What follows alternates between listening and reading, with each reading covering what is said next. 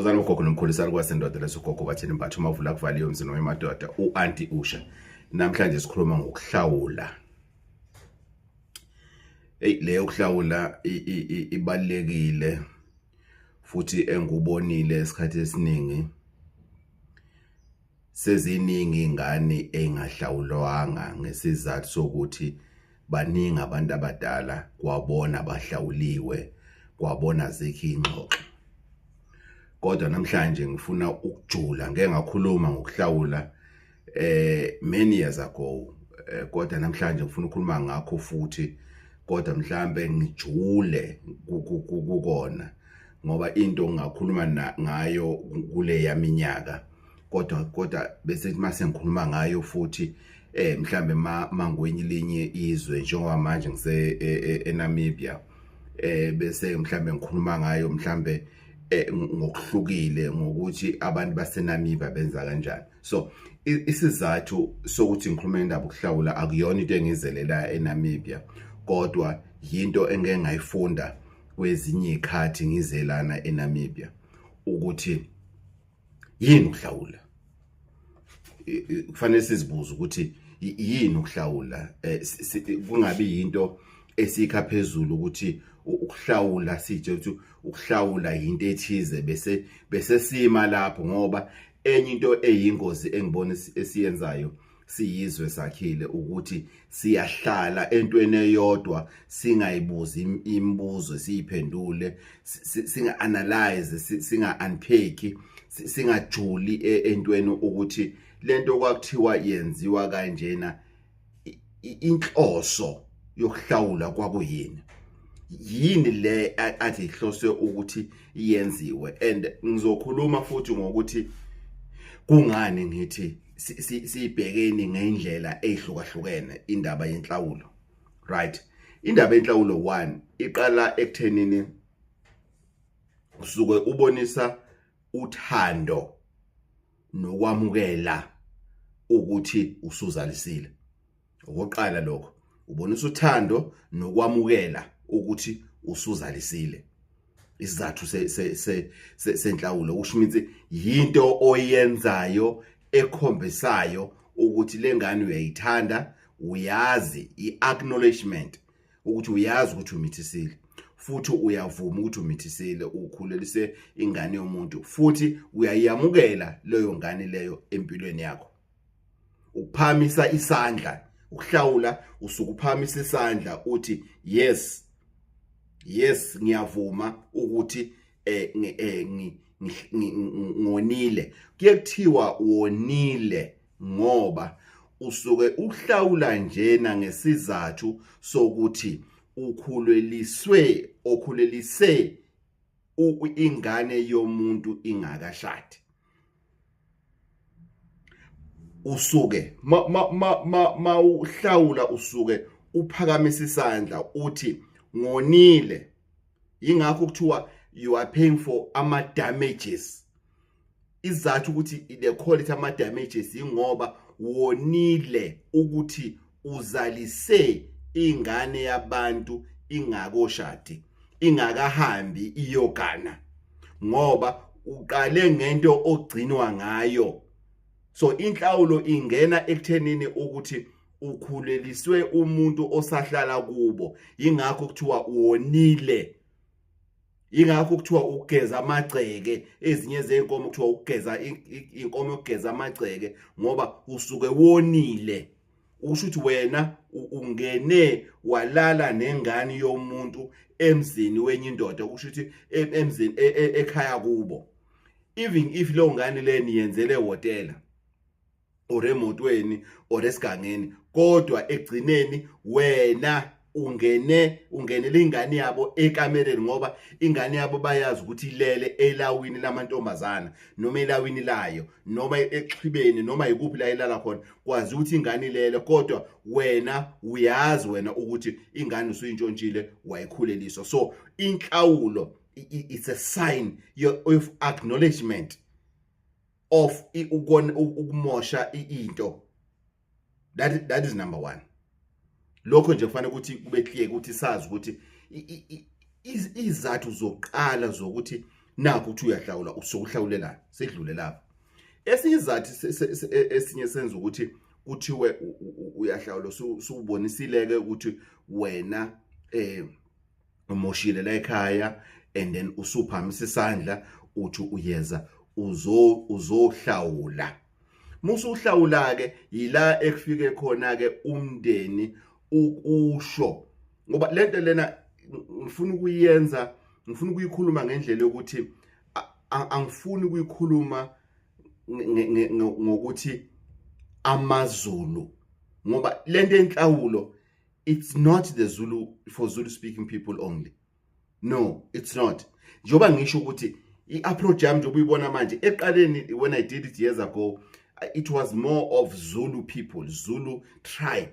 But this time akuyona yamaZulu ukuthi kodwa ngifuna ukuyikhuluma ngesiZulu khona ngizokwazi ukuthi ngiyikhulume kahle ngoba mangiyikhuluma ngesikaMageba ngiyikhuluma ngolwimi engilaziyo engizokwazi ukuthi ngikhulume wonke amagama okufanele ukuthi ungakhulume ngendlela efanele. So lengane lena masofika uthi uzohlawula emndenini ke baye bakhulume ngezinto eziningi. Kuyokhulunywa ngokuthi ugezwa amagceke. Ngani zakwethu asingarojwa emhlabeni sakhile sirojwa imindeni. Amagceke awagezwa kabili. Amagceke awagezwa kabili. Inkomo kaMama ayikhishwa kabili.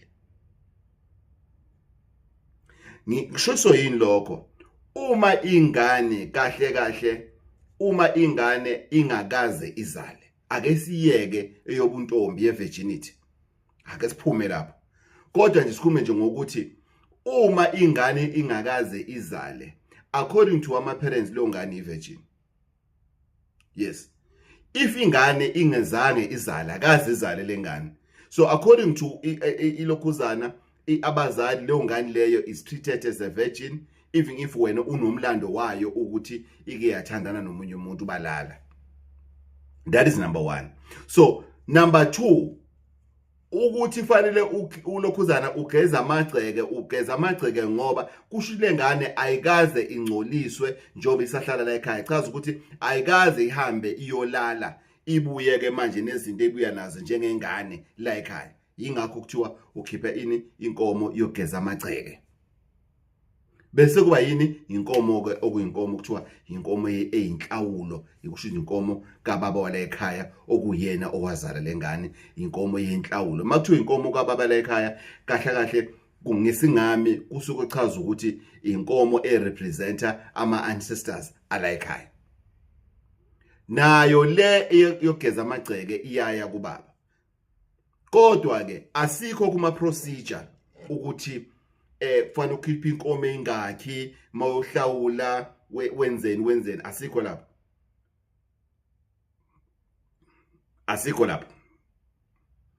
Asikho lapho asingayi lapho ngoba uzoqhamuka umuntu omndebele athi no but thina amandrebele siyenza kanje. Kuqhamuka umuntu omswati athi thina amaswati siyenza kanje. Qhamuka umuntu omtsonga athi thina amatsonga siyenza kanjena. No. Ake sixoxe sijule ngokuthi yini purpose yokuhlawula le ebamba ingane zabantu ezimpilo zabantu ngendlela ezibamba ngayo. Yini ipurpose yokuhlawula? Yini purpose yokuhlawula? Ngishilo ukuthi ukuveza ukuthi wonile. Right.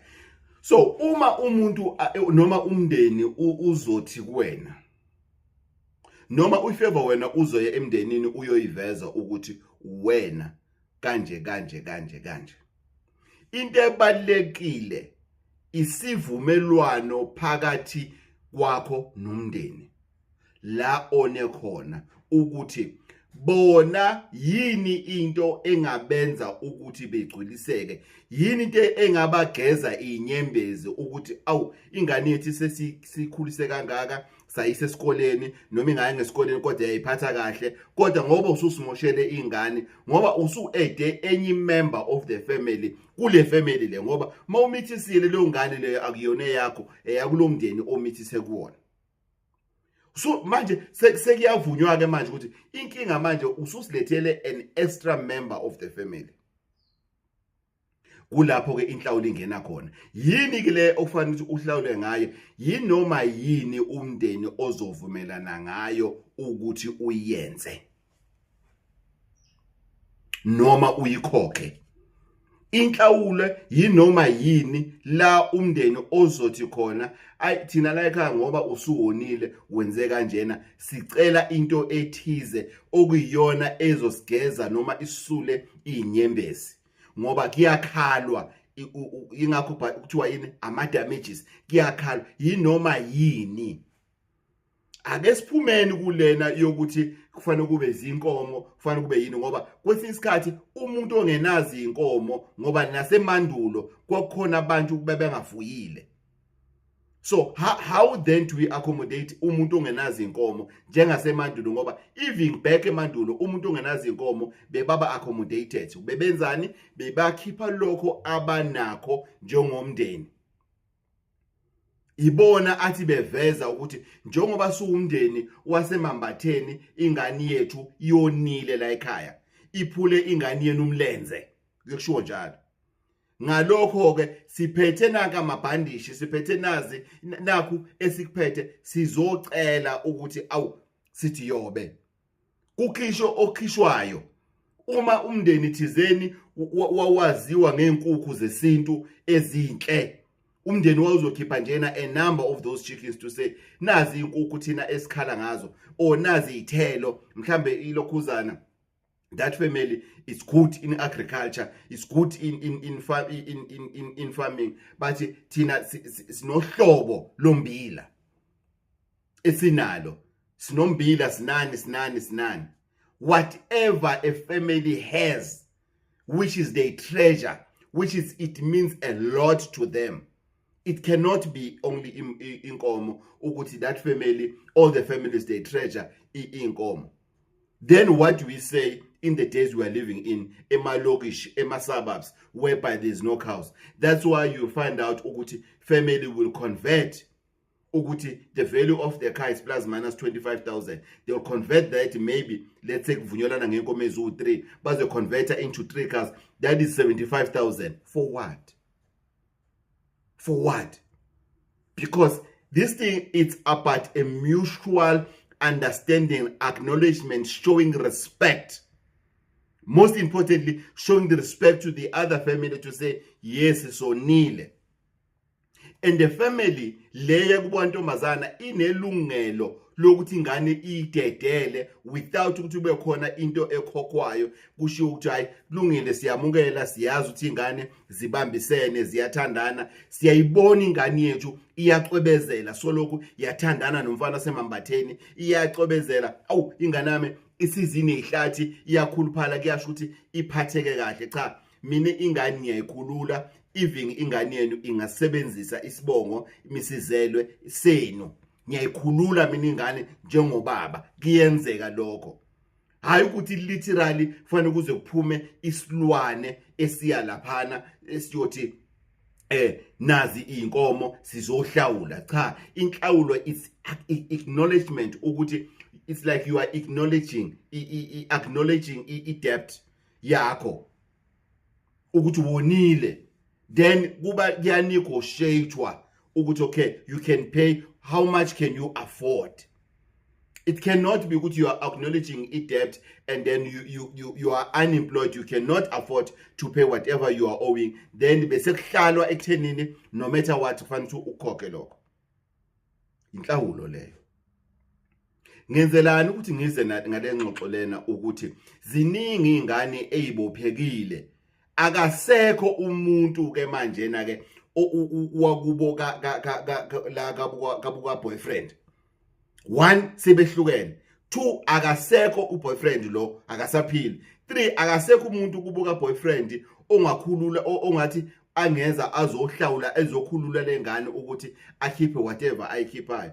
Then engane lena bese kuthiwa izinto zakhe zimkhomba kuphi ukuthi fanele ziyolungiswa ekhaya kubo. Uzokwenza kanjani lokho angakhishiwe ngoba fanele aqala akhishwe la ekhaya. Yini ukhishwa ukukhululwa ingane ukuthi siyamukela ukuthi ingane izaleke ngale ndlela lena outside of umshado.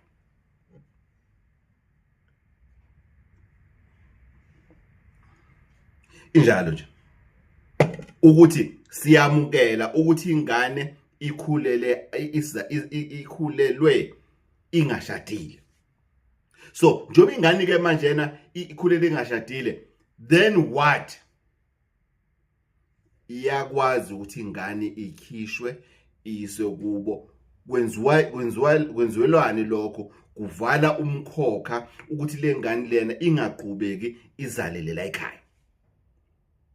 Ngoba ingane abazukulu abazalela emakhaya bangahlawula bangakhishwa bangaxoxwa ngokuthi kungenzakalani bayikhanda umkhokha. Yingakho kweminye imizi thola ukuthi abazukulu bagcwelela igcekeni lana mafinyile yini khona nengane zisemambatheni zamakhanda amakhulu zehla zenyuka lana so isiphithiphithi nje egcekeni yini yingoba abazali banenkani.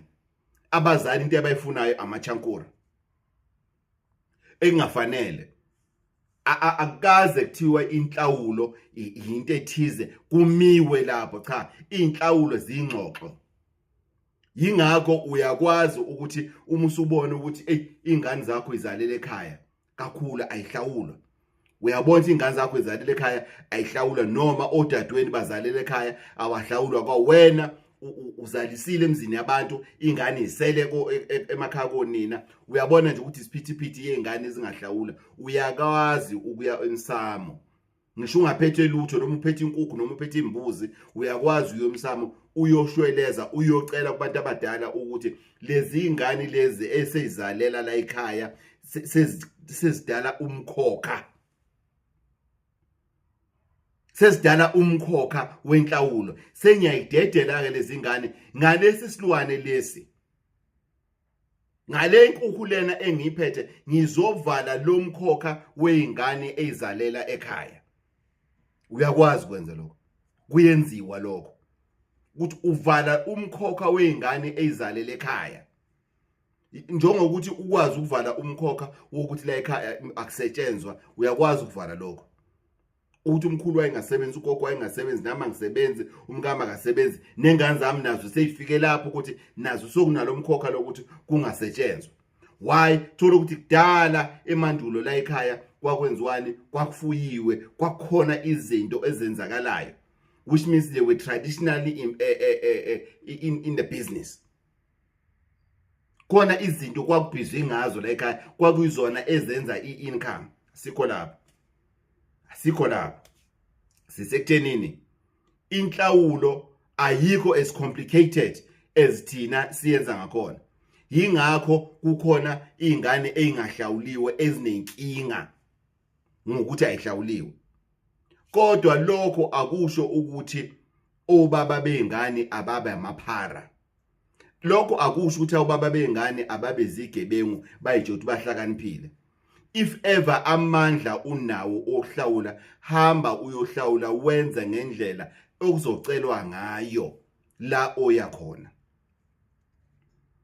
Ngiyacela uma amandla okuhlawula unawo noma baba amandla akho mancane kangakanani, hambisa lokho okuncane onakho. Yebo bazongithuka lo yamndeni umndeni ophakeme in awenzeli bona, wenzela abantu abangasekho, wenzela idalwa zakhona, ama ancestors alowo musi.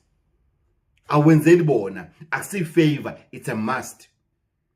Nemindeni ke le ekuzaliswe ingane zabo asiyekeni uqola abantu. Akuyekweni uqola abantu ngane zakwethu. Imali esibiza ama damages kulamalanga lawa, it's totally abnormal. Yingakho abanye abantu bagcine beduba noma imindeni igcine ixabana ngoba kunabazali aba capitalize ngokuthi ingane zabo zizele. kunabazali aba-investor ngokuthi ingane zabo ziyazala bese ingane yabantu bayihlaba iprize e-abnormal. Umuntu bamfune inkomo bathi hayi sifuna inkomo. Umuntu amakathi khwenziwe iletha-ke inkomo ezihamba ngamasonto kuthiwa woletha nomelusi wakhe nesibaya ngoba thina lana sihlale elokishini. Meaning basaba nokusho ukuthi sifuna imali, sifuna amashankura from kuwe. We want to milk you. Akwazi ukuba kanjalo. Ingakho-ke ingane igcine sekuthiwa lengane lena ibangwa izidalwa. Ingane isuke ibanga zidalwa uma isifika kuloso sigaba leso ukuthi ekhaya konina kukhona amaqola. Ekhaya konina kahle kahle abafuni ukuyidedela lengane. Sisazokhuluma ngengane eke yaphikwa noma nengane eke yahanjwa yahanjiswa kuloya muzi loyana yasuswa kuloya muzi yahanjiswa laphana nengane ithola ukuthi ukumitha kwakhona aqondakali isimo sesimilo besingekho. Bingenaso isimilo intombazana ke le esizalisiwe. Okwenza kuthiwani abanye abazali bagcine sebathi bacela ukuthi kuyocheckwa i-DNA, kwenziwe i-DNA ukuthi kucheckwe kahle ukuthi lengane eyala ekhaya yini. Kuze kunjalo uze umama wentombazana athi ufuna inkomo kaMama. Inkomo kaMama why kwakuthiwa inkomo kaMama? Ngoba kwathiwa umama uwenzile umsebenzi wakhe ngokugcina ingane yakhe iphethe kahle. Kwakubongwa umama makuthiwa khunywa ngenkomo kaMama. Kuthiwa ilokhuzana inkomo yokugeza amagceke ingoba la ekhaya bebenza sure ukuthi amagceke la ekhaya ahlezi right, isango liyakhiwa njoba kwakuthiwa amantombazana ayechithwa izibi ngaphandle, amanzi awachithwa ngaphandle in kwakupreventwa umuntu ingane intombazana ukuthi ingabi uvanzi. Nokuthi makuthiwa geza amagceke ukuthi la ekhaya kuyaziwa ukuthi umuntu uthola ingane ngoba sekahambile wayogana, ila uzothola khona ingane. Ngoba uma uhambile wayogana okwazi ukuthi ungakhipha inhlawulo. Abanye abantu ke bayahlawulisa ke ngisho ukuthi kuthiwa hayi i-first born fanele ikhishwe inhlawulo ngoba babonile ukuthi umkhonyana sikhathele obola owalobolela kahle manje sebemkhwele ekhanda.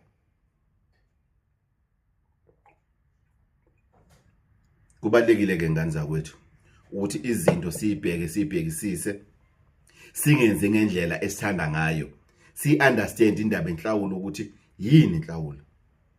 Hlawulelana whatever ingane yakho uma ikhulelisiwe mabezile bazovuma icala, xoxisanani ukuthi okuyikona enicela nomndeni nicela into ethize. Nawe mawukwazi ukuthi uya afforda khokha phela lokho okuzobe eceliwe umndeni. Kungabe ukuthi wena usufuna manje na ukuthi uyibonise ukuthi uhlakaniphile ngoba uthi hayi ugogo bathini batha wathi inoma yini okusemandleni yiloko onakho. Ngesikhathi kuthiwa umuntu unenkomo wayikhipha lezo inkomo mhlambe ezo3 noma uthi umndeni ngoba umfana, abanye eminye imndeni kuyekuthiwa ngoba umfana ezingaka noma intombazana ezingaka. Ngesingami umfana intombazana into eyodwa leyo ngoba leyo ngane leyo ukuthi umfana noma intombazana akuze ukunbenefita nina abakubo kantombazana. Ukuthi leyo ngane leyo isazolotsholwa ini ayisafune nina. What if lengane ngeke ifuna ukuyogana? What if lengane intombazana ifuna ukuba independent ngeke ihambe iyogana? What if lengane intombazana she's a born lesbian? What if lengane umfana is a born gay? What then do we do? If ever sesizofika la esigabeni lapho esithi khona ingane yomfana ehlawulwa ngenkomo engaka, ingane intombazana ehlawulwa ngenkomo engaka, right ke sesiphile ekhathini whereby sesiphumela obala ngokuthi ubani uyi-gay ubani uyi-lesbian. Then mase sifika kuleso sigaba leso sizokwazi ukuyikhuluma leyo. What if ke manje na usuzohlawula ingane yakho yentombazana esikhulile, only ufanda ukuthi ingane yakho yentombazana ezoyihlawula esikhulile i-lesbian and awunankinga nengane i-lesbian. You are fine ngokuthi ingane i-lesbian, you are fine ngokuthi ingane i-gay. What then qualifies ukuthi ingane yentombazana ihlawula ngenkomo engaka, ingane yomfana ihlawula ngenkomo engaka? Kuyadingeka ukuthi ivakashele upstairs mase sikhuluma ngezinto lezi zeinhlawulo ngoba izikhathi ziyashintsha and amadlozi revolves. Amadlozi revolves. There's no way ukuthi mina mase ngingasekho sengizodemanda ke manje na izinto ebaka ezasemandulo kubazukulu bami. There's no way babe ngiyababhedela labo bazukulu. There's no way. And lento yethu yenhlawulo ihambe idide ngoba ngiyazibuza ukuthi eyani inhlawulo kuma Christians. Awana amalobolo kuma Christians. Sazoyikhuluma leyo. Ngiseza naleyo. Inhlawulo eyani kuma Christians. Yini lena esifuna ukuthi why ama Christians bafika egabeni zeinhlawulo zamalobolo negotiations for what? Ngoba ingane yomuntu olokhuzaneni oyiChristian ikhulelwe kufanele kuthandazwe. Ubaba wayo uyayifuna kufanele kuthandazwe. Semvala. Lana enhlawulweni kukhona into ebhlungu enzakalayo ngengane engahlawuliwe semvala. Uze kuthi uzintombazana ithi bengihambise ingane kubo ka boy kubo ka girl, ubaba ka boy bekacela ingane, ubaba ka girl bekacela ingane. Awuyithandi lo ngane. Uyayidayisa ingane uma uzoyisa kubo ekhaya kubo kungakaxoxwa. Exoxeni kuzophuma ini ukuthi kuyahlawulelwana yini. Ngikhuluma njena ngokuthi kungakaxoxwa, kungakakhulunywa. Uyayizwa into engisho? Kungakakhulunywa. Ingane akufuneki ihambe iye kubo. Leyo ngane leyo niyoyithathisa udoti, leyo ngane leyo nikhatha nedlozi. Ingane zanamhlanje ziba nenkinga njena ngoba yini ziyahamba ziyovakashiswa ngokungafanele. Ingane engahlawuliwe ayiyi kubo ngoba lengane lena isaprotectwe idlozi lasekhaya konina. Idlozi lasekhaya konina lifuna ekhaya kuze kudlulwe engxoxweni. Unga-excitedwa, ungathenga uthando, ungathenga ukuthandwa or ufuna ukubukeka ngcono kubo ka boyfriend, kubo ka ex. Ngoba nakho banemali, ngoba nakho wena kini nihlupheka bayakusuppress or ngokhona nakho wena ufuna ukushayina. So usushayina ngokuthi ufuna ukufika ngemoto yakho uzoshiya ingane ngoba ufuna ukemjolweni. Musani ukudayisa ngezingane, musani ukudayisa ngengane. Kubhlungu ukuthi ingane izohamba iye kubo, izefike kubo idle esithebeni esirong. Idle inyama engafanelanga idle. Nesizathu lengane ayikhishwanga, azange xoxwe. Ingakho angifuni ukujula ngokwama processes awamaZulu. Cha. Kodwa ngithi mina ake simplify lento lena, akudlulwe ingxoxweni. Zixoxwa lezi ingxoxo ekhaya kubo kantombazana la koniwe khona. Hayi ukuthi kuze kusuka abantu kubantombazane baye kube kamfana kuyokhulunywa lento lena. Ayilungiselwe emuva la konekele khona. Mase kudluliwe lapho ke sengavakashisana kwenziweni. Nani nina kubo mfana yekani ukudimanda ukuthi hayi phela makalethi ingane sizoyibona. Bakhona auntie ogogo abathanda ingane engahlawuliwe. Why wena gogo ungayihlawulike lengane umuyithanda ngendlela oclaim ukuthi uyithanda ngayo? Angithi uthi umntana wakho awuhlawuli ingane, awuyingane ke nje umntana wakho ke akafuni ukuyingena. Wena uyingane ngokusemandleni akho usho ukuthi ngizohlawula ingane yasekhaya kodwa ubaba wayo akane ndaba nayo kodwa thina sizolungisa izinto ngoba ingane wayivuma ukuthi yela ekhaya. Sizolungisa izinto singabazali. Asekeni ukuba mamenemene singabazali. Ingane ihambe nje ingane kuthiwa hayi ukuba ka boy kuthiwa kunomsebenzi, ingane iceliwe kunesifo. Maye isifo sokwenzani? iyaphi ingane esifweni sala ingahlawuliwe khona? Ngisho emandulo ingane zazinga-attend izifo. Ngisho ingane zasekhaya emshadweni emandulo makunesifo ingane zazanjiswa ngoba kuyacindezela isifo sicindezela ingane. Yes, we are going times ingane sezihamba ziyofaka isihlabathi in sokhuluma nakho lokho ngesikhathi sakhona. Okwanamhlanje sithi no.